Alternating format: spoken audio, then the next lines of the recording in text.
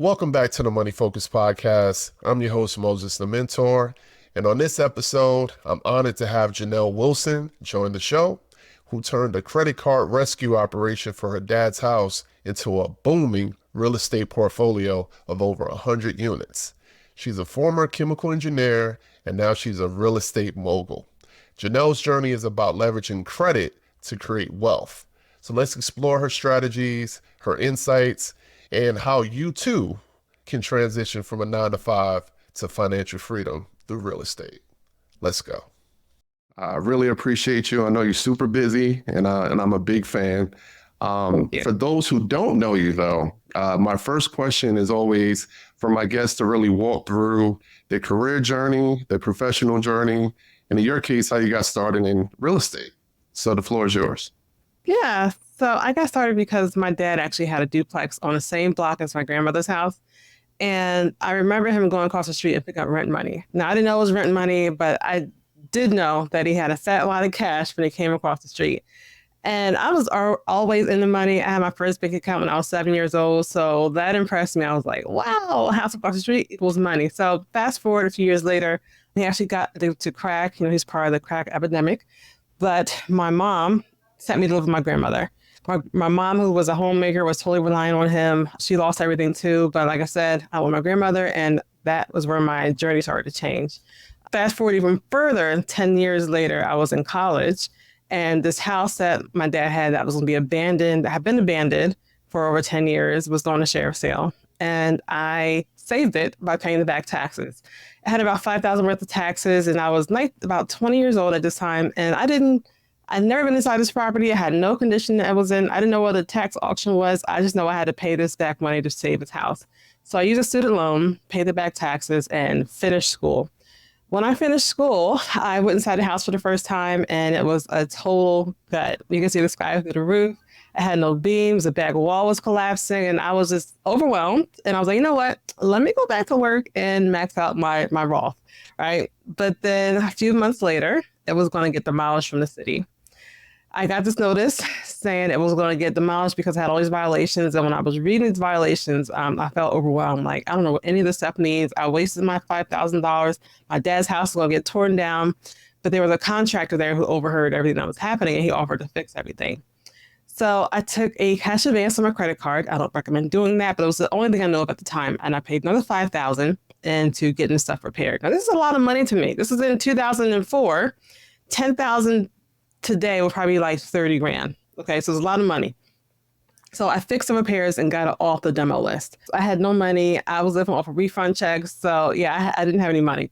And so when I did this last 10, he gave me a quote to fix the rest of the house. And that was for about $25,000. And I was like, well, I guess this is the end of my road because I don't have 25 grand. I don't have that on my credit cards. I guess I'm stuck.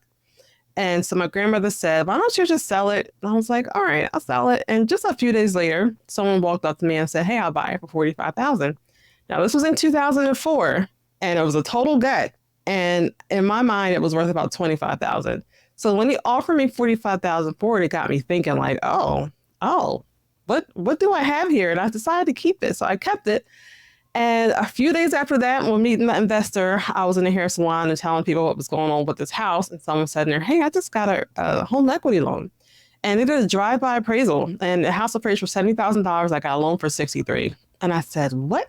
This sounds genius. So I applied for this loan with, it was called Wachovia back then. I fixed up the outside of the house. I put in new windows. I painted. And I had to pray my makeshift foundation worked, which it did. And I got approved. So I got a loan for $63,000, but at the table, I found out I owed an old mortgage, old water liens, mechanics liens, and then wound up paying another $45,000 at the table. But I was left with 18. And with that 18, I hired that contractor. He started doing the contractor stuff, stopped showing up, stopped doing this and that. But I tracked down his workers. They actually finished the job for actually a lot cheaper. But once that was done, I put 2 Section 8 tenants in there, and I was making over $1,100 a month. Now, I was making $38,000 a year at my job, and my checks were barely over $1,000. So when I was making this much from my property, I was like, whoa, this is what that investor saw. He knew that this house would make $1,000 a month. I had no idea. And once I paid my line of credit, I had $700 left over. Now, this is a lot to a college, to the 22-year-old. And so that was when I started Right. real estate, and now I have over 100 units. And that is how I began in real estate. Wow. So now that you have over 100 units now, when did you actually make the decision to actually quit your job? Like how many units did you have at that point? Right. So I work for the government, and my job was pretty cushy. I could come in, do my work, and nobody really bothered me. And I thought I would be there forever. But then my boss changed. And you know how changing a different boss can ruin everything for you. So things were going great. I had discovered hard money loans. I was using credit cards. First, I started using credit cards to buy properties. Then I started to network more and learn about more funding sources. And I discovered hard money loans. And I discovered what's called now the BRRRR strategy. So I was buying properties with the credit cards, hard money loans, and refinancing with a commercial bank. And with that process, I was getting cash in my pocket. I was able to buy more properties and started to really scale. So my first year with hard money loans and credit cards, I bought 3 multifamilies. I bought duplex and 2 triplexes. And in that first year, it was my first $100,000 cash out check. And at this point, I'm like, shoot, I got this all figured out. I got the money. I was going to auctions and I had wholesalers. I was getting the properties.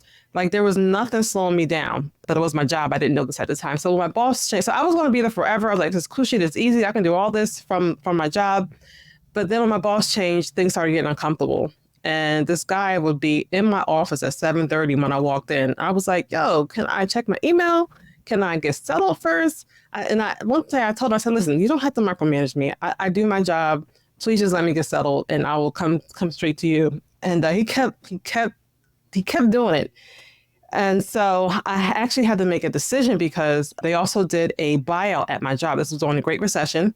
They weren't giving any raises. They weren't giving any bonuses, which I was fine with because I was already making like another $50,000 outside of work. And I felt bad for the rest of the people, but I was cool.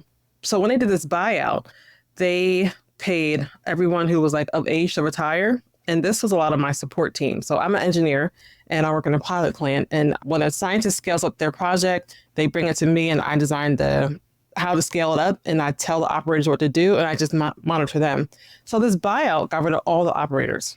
And so I was in there doing the work, which I didn't mind it, but I don't be there all day and working through my lunch and all that. So then I had to make the decision where I had to pick between real estate and my job. And when my boss changed, things got hard. They wanted me there all day. And I had the access to the hard money loans and properties through auctions. I was like, I guess I got to go. And I took off a month to just kind of recalibrate things and just make sure this is what I wanted to do. And when I was off, I got introduced to so many opportunities. A house right next to mine went up for share sale and I would have never known unless I was there. So I got that house and 6 months later, not even 6 months, like 3 months later, I told my boss, I said, I'm leaving. And he got even worse. But yeah, that was when I made the decision to leave.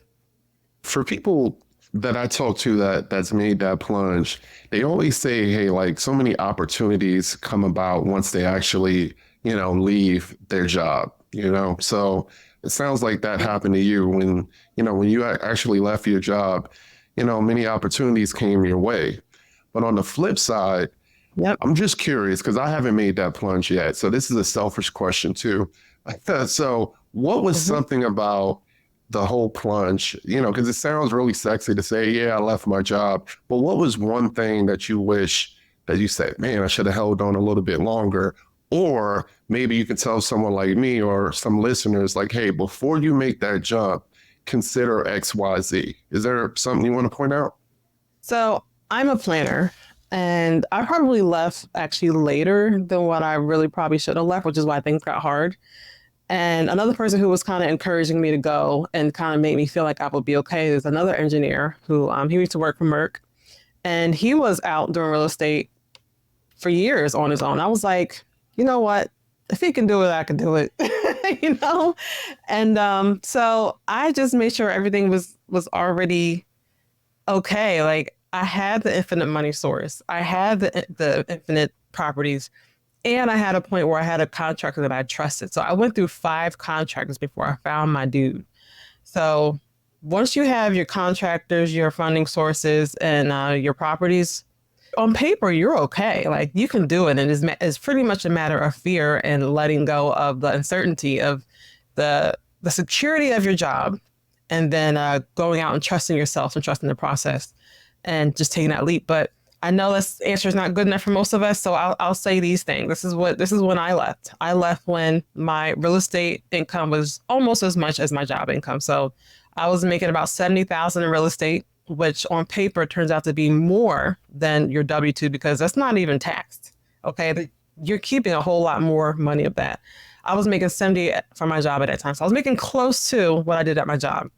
Also, I had already researched how much my health insurance was going to be. I researched how much I had to pay in life insurance. Like I already researched all this stuff. I made sure all my expenses were covered. I could cover my housing. I could cover my car. So I made sure I planned with that. And then I just took that leap. You kind of just got to trust the process. Once you know that the money's there, and I did that too. I went to my lender. I said, hey, if I quit my job, can I still get loans? And they said, yeah. Then they showed me my numbers. This is what I teach other people too. I said, this is what your numbers need to look like in order to get financing outside of your job. So once he showed me that, and he showed me my numbers were like way over that, I knew that I could get financing. So as long as I knew I can get financing, I knew I can get the properties. There was really nothing else holding me back. And once you add not just the rentals, but you flip in there, you add flips, you can easily make 50,000 on the flip. I was making, I'm not a flipper, but I will flip if it's just too easy. And I could make $50,000 in 2 months just from a simple flip.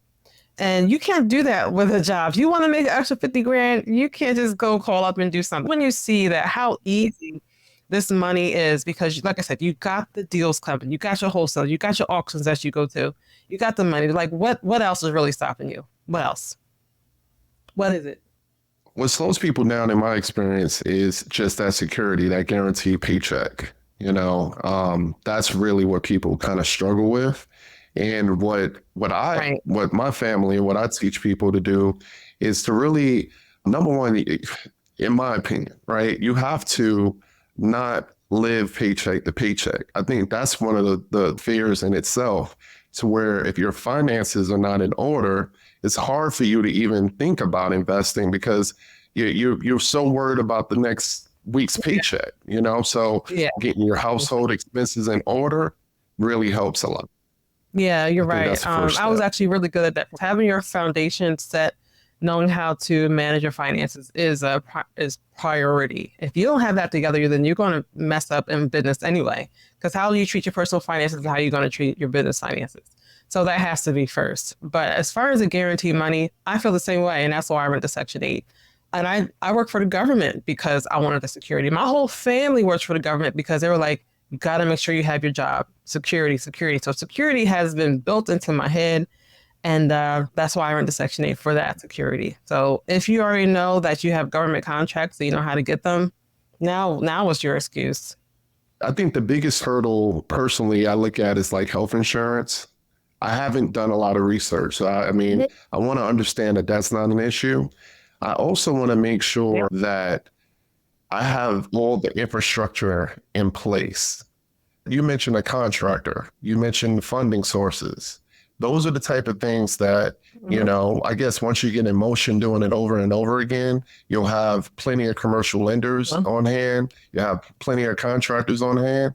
I've used one contractor in my experience. Now, has he been good to me? Yes. But I don't know if he's the best because I've only used one. So for the contractor, if he has been treating you right and you're still buying properties, you're still making money, he's getting the work done, he's honest, he has integrity, he has all the things that you look for, like based off of your own values and morals. He has all those things, then he probably is a good contractor. Maybe you are blessed and got lucky in your first one. Maybe you have a good gift for discernment. You can tell a good one from a bad one and you just picked a good one from the start. So I would not worry about that unless he's giving you a reason to worry. It then doesn't sound like he has. All right. So there's the confidence in knowing that you got something good and using that.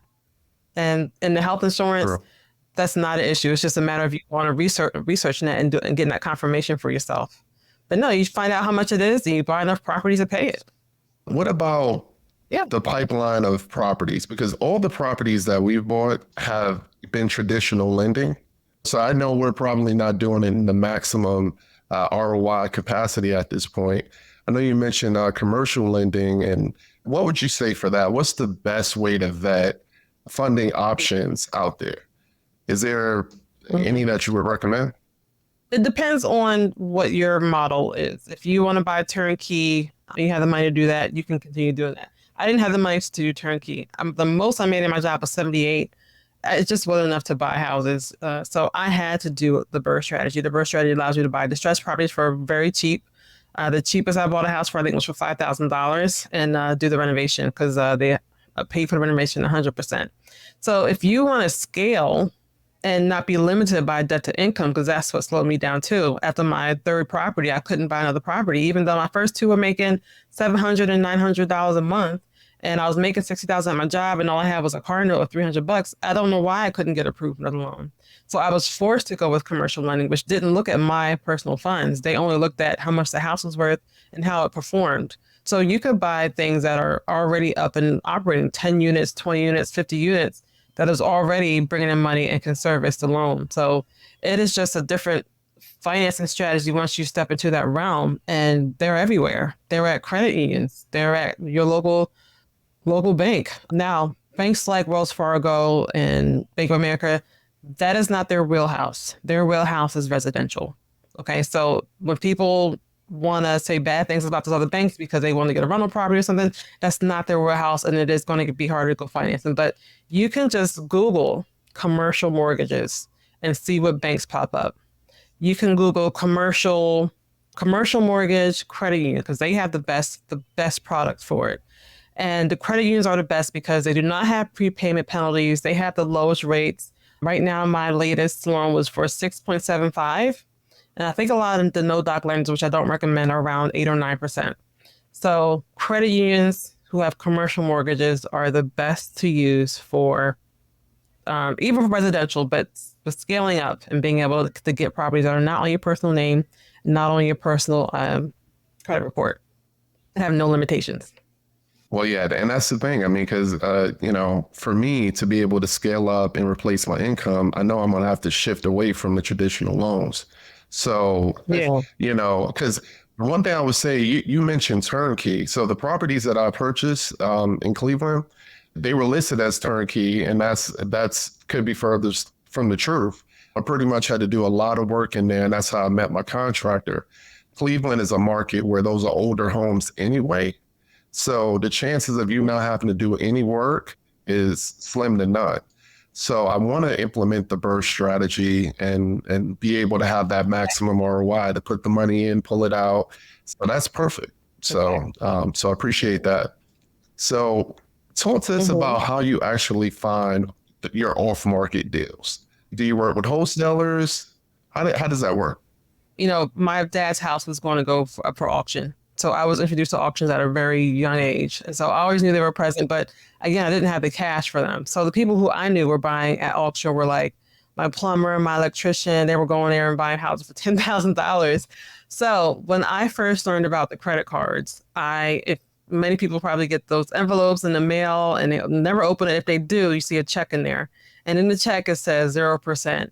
And so I called them up one day. I said, hey, what is this check? Can I just put this in my bank account? And they said, yeah.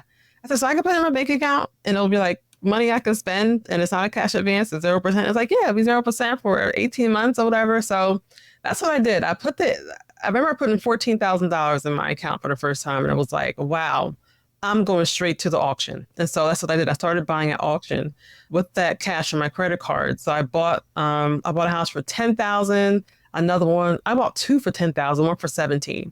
And so I started at auctions and I realized that it's not just those auctions. Those were the tax liens and the foreclosure auctions, but I got introduced to more. There's so many more. There's estate sales, there's drug seizures, there's a liquidation that the city might do of houses that they have. So there's a whole world of auctions that people don't know about. Yes, there's the tax and foreclosures, but there's more. There's a ton more. So I got a lot of my properties through auctions.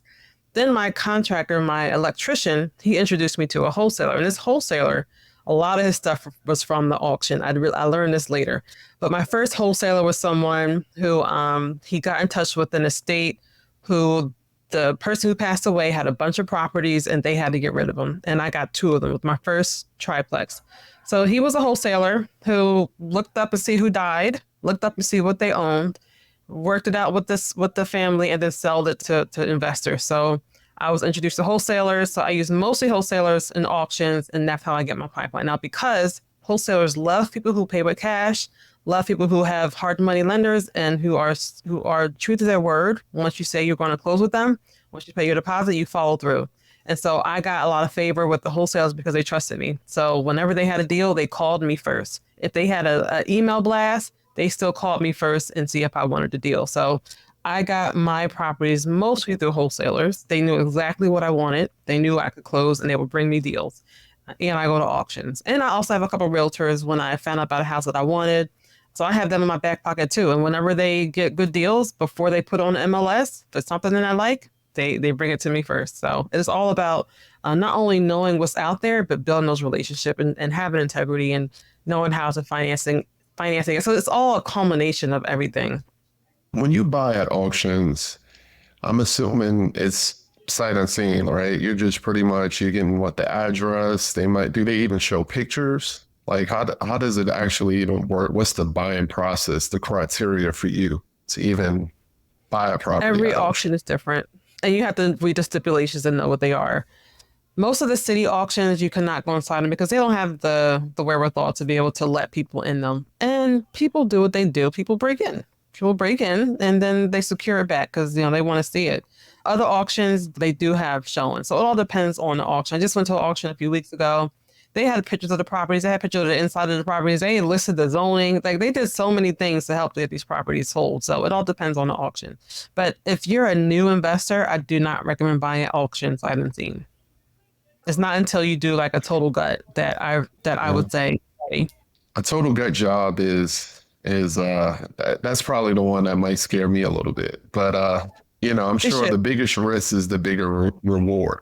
So people jump into total guts before they're really ready. They should not. They don't realize how many components there are to a house that they don't know. They don't know how to manage a contractor. So the fact that there's so many things that they don't know how to manage a contractor, it's just a recipe for disaster. So I always recommend do a cosmetic first. Buy grandma's house. Buy a house that has wood paneling, drop ceilings, but she took care of it. Like, the roof is still good, the electric is still good. And then once you learn how to manage your project, know how to manage your contractor, and you understand a lot more things about a house, then you can start doing total guts. Because there's a lot more of them available because not a lot of people can buy them. The prices are cheaper. And it almost be your pick. I mean, those have definitely been my biggest reward, but that was after I knew how to do them and know how to control my rehab. How did you get to the point where you understood how to manage your contractors? Was it just truly trial and error? You had to get burned a few times, or did you invest in some education to put you in a more even playing field when you actually have those conversations? So all these skills that you develop as a business owner, it's just a lot of it's through your own morals and values, and then just going through trials and kind of just learning how to talk and manage and deal with people. So I was raised in a Christian household, so I feel like I already had a good foundation of how to treat people. And that is like the first thing. If you don't know how to talk respectfully to people, if you always assume the worst out of people, you're already going to be in bad shape when it comes to managing. So at least I had the respect of people. At least I didn't want to upset people. And I had that foundation so that when I started having bad experiences, I could learn from them. One time, one of my tenants said this to me. He's like, "You don't know how to talk to people."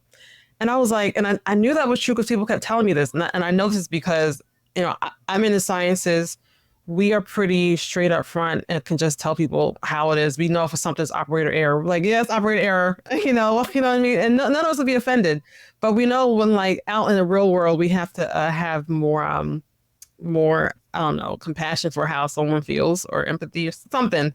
And I started to learn from that. And then I started to read books. So I started reading leadership books.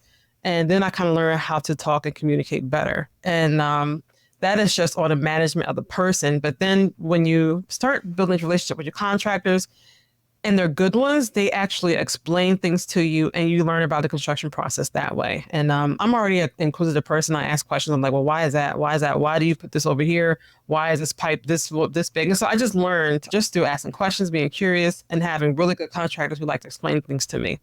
So all those things kind of molded me into knowing how to manage a construction project. Are you a part of all phases of your business? Do you have a team? Because it sounds like you're a part of the acquisition, you're a part of the the construction or remodeling, and you also interact with your tenants. So are you, are you doing Yeah, it all, or are you just dibble and dabble as you go? pretty much I've done it all. Through the process, I've started hiring people, but yeah, I've done it all, which is how I know so much about every aspect of it, which I kind of feel like everyone should go through that. No one wants to take the baby steps. Everybody wants to start at the top. But it's like, you really got to understand every piece of it. You got to know how your tenants feel, how the contractors feel, how your wholesalers feel, just so you can be that person who can be the one who likes it's easy to work with. Like wholesalers, you got to know that their pet peeves are people who will not close. Okay. People who back out. So it's like, you be that person who doesn't commit unless you know you can definitely close. You be the person who actually pays your contractors. Like, I could not believe the amount of people who don't pay their contractors, the people who nitpick at things that it's not really a big deal and make an excuse not to pay. So it's like, you learn how to be reasonable and work out things so that it benefits both of you. And just so it is important to go through every step of the phase, just so you know how to work and so you can train other people too to also take that over for you. But yeah, I've been involved in every part of it. And whenever I talk to or whenever I go to a meeting or workshop about large multifamily, and I see like there's someone different for every single part of the job, I'm like, oh, I could do all these things. Really? They're different. Like, I would make so much money in commercial because I could keep all this stuff in my pocket. But yeah, I've done everything. I do everything. And there's, of course, things I don't like, but I like being a part of it all. And I like training my staff to take over and teach them how I think. But yeah. It's very rare. So when I speak to, other investors who are really doing multifamily, they say, hey, as fast as possible, Moses, get rid of, X, and, which might be the property management, the communications, all that type of stuff, so you can focus on deal acquisition. But, I'm like you. I'm like, I want to know. I really enjoy knowing who's in my properties. I still like to do it, and I don't like to pay a property manager who's not even going to do the job the way I want it to be done. It still take a chunk of my money. So I haven't made that leap yet. But at some point, I guess, as I get older, maybe I'll do it. But for now, I want to get my hands dirty. So I definitely,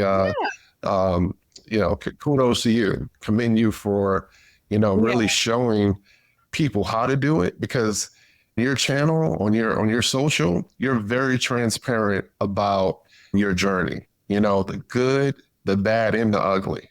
What would be one thing you would want to highlight to the audience that, hey, before you jump in, I know you hear these large, dollars being thrown around and this financial freedom, but what is one thing you would caution for someone who wanted to jump in to the rental property or real estate investing arena that they should know before they even try? Yeah, I realized that there's two different people that I'm usually talking to. I'm talking to people who have so much confidence and faith in themselves that they will just jump in and do everything. And I was like that at one time too, and I got humbled really quick. So to those who are super confident, think that they know everything and that they can conquer anything, I love you, I do. But know that there's things that you don't understand, you haven't experienced yet, and to start small with a cosmetic single family, and then work your way up and take on those challenges and learn from them and grow.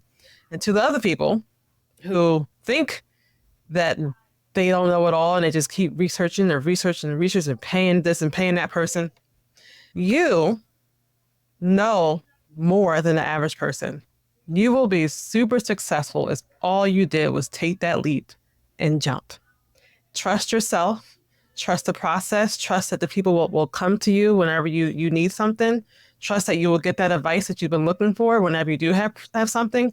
And all you need is the trust, the faith and the trust. So those are the two things that I say to the two different people who I find that I talk to the most. I'm going to take that jump, especially coming from you. Appreciate that.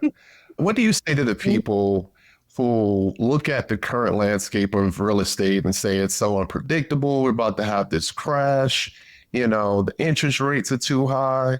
What are your thoughts as someone who's been investing for a long time now? Is this a good time to buy, or should you be on the sidelines?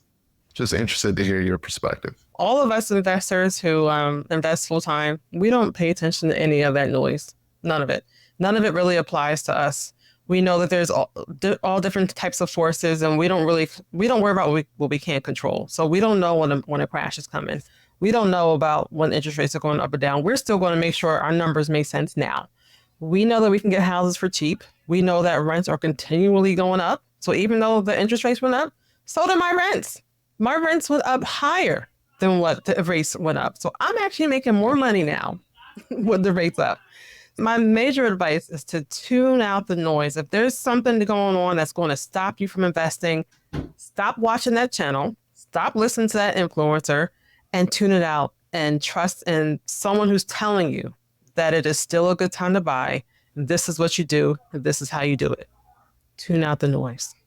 That is still a good time to buy. It is always a good time to buy, to invest, to start a business. You just got to learn from someone who has been doing it for a long time and can tell you how to do it. Do you offer any, education or mentorship programs or anything like that the audience might want to, tap into?